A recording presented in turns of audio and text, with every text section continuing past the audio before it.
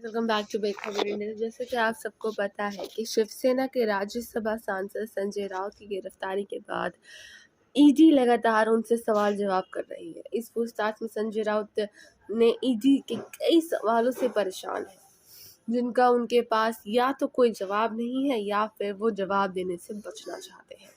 ED द्वारा की जा रही पूछताछ की रिपोर्ट आज हम आपको देने जा रहे हैं। हम आपको मिली जानकारी के आधार पर ईडी के सवाल और संजय राउत के द्वारा दिए गए जवाब को बताने वाले हैं। जी हाँ, ईडी ने पहला सवाल संजय राउत से पूछा कि क्या आप प्रवीण राउत को जानते हैं। इस पर संजय राउत ने जवाब दिया कि हाँ। दूसरा सवाल ईडी ने संजय राउत से ये पूछा कि क्या आप प्रवीण राउत को कब से जानते हैं। तो वहीं संजय राउत ने जवाब दिया कि मैं 2012 से 2013 तक से मेरी पत्नी के माध्यम से मिला। और जबकि ईडी के पास जानकारी है कि संजय राउत प्रवीण राउत से भी उनके पहले से जानते हैं और वो संजय राउत के फ्रंटमैन के तौर पर काम करता है, यानी कि संजय राउत यहाँ पर जरूर कुछ छिपा रहे हैं।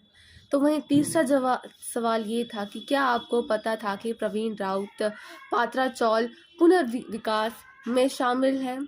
उनका जवाब था नहीं। चौथा सवाल ये था कि अलीबाग की जमीन खरीदने के लिए क्या आपने कैश में डील की थी। उनका जवाब था नहीं। पांचवा सवाल ये था कि लेकिन जमीन बेचने वालों ने कैश की डील की पुष्टि की है। उन्होंने कहा ऐसा क्यों बोला मुझे मालूम नहीं। आपको बता दें कि ईडी ने अपनी जांच में पाया है कि अलीबाग में कहीं बीच पर जो जमीन खरीदी गई है उसे बेचने वालों ने कैश डीलिंग की बात कबूली है। साथ ही गवाहों ने भी इसकी पुष्टि की है। तो वहीं छठा सवाल ये है कि क्या अलीबाग में आप साल 2010 से लेकर 11 में 10 जमीन खरीदी थी। उनका जवाब था हाँ। तो वहीं अगला सवाल ये था कि फिर आप कैसे कह सकते हैं कि आपके प्रवीण की मुलाकात 2013 में हुई, जबकि प्रवीण राउत द्वारा दिए गए पैसे से आपने जमीन खरीदी। उनका जवाब था। इस पर संजय राउत ने गोलमोल जवाब दिया।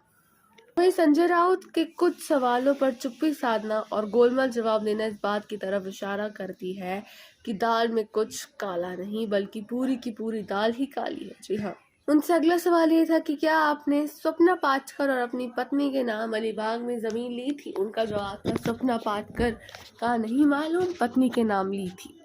तो यहाँ आपको बताना जरूरी है कि स्वप्ना पाटकर ने ईडी को इसकी जानकारी दी है कि संजय राउत और उसके पति के अच्छे संबंध थे और उन्हीं के इशारे पर अलीबाग ने स्वप्ना के नाम पर जमीन ली थी, जिसके लिए कैश में डील हुई थी। अब सवाल ये है कि आखिर संजय राउत क्या छुपा रहे हैं। इतने में नहीं बल्कि ईडी ने आगे और अपने सवालों की बौछार करी, जैसे कि अवनी इंफ्रास्ट्रक्चर किसका है। उनका जवाब दे ये था कि मेरी पत्नी वर्षा राउत का। अगला सवाल ये कि क्या उसमें कोई भी पार्टनर है। उन्होंने बोला माधुरी राउत। और जिसमें अब ये पूछा गया कि माधुरी राउत कौन है, तो उनका जवाब ये था कि प्रवीण राउत की पत्नी। जी हाँ। अगला सवाल ये था कि क्या अपनी इंफ्रास्ट्रक्चर में को 13,95,000 रुपए मिले थे। सिर्फ 5,006 रुपए के इंफ्रास्ट्रक्चर के इन्वेस्ट में एडवांस में। का जवाब था पता नहीं। दरअसल ये वो सवाल है जिससे संजय राउत बचना चाहते हैं, क्योंकि संपर्क यहाँ पर बात सिर्फ 5625 रुपए के इन्वेस्टमेंट पर 13,95,000 मिलना बेहद चौंकाने वाला है। ईडी सूत्रों के मुताबिक अवनी इंफ्रास्ट्रक्चर की शुरुआत तब की गई जब वर्षा राउत टीचर थी और माधुरी राउत गृहिणी। इसलिए ईडी को शक है कि इस कंपनी की नींव संजय राउत और प्रवीण राउत के द्वारा रखी गई थी ताकि पैसों की एंट्री सेटल की जा सके। संजय राउत की जिस दिन गिरफ्तारी हुई उस दिन रेड के दौरान उनके घर में मिले 11.5 लाख कैश को लेकर भी ईडी ने उनसे सवाल पूछे हैं, लेकिन इस बारे में भी संतोषजनक जवाब ईडी को नहीं मिला। तो कैसे लगी आपको आज की हमारी ये रिपोर्ट, बताना न भूलें।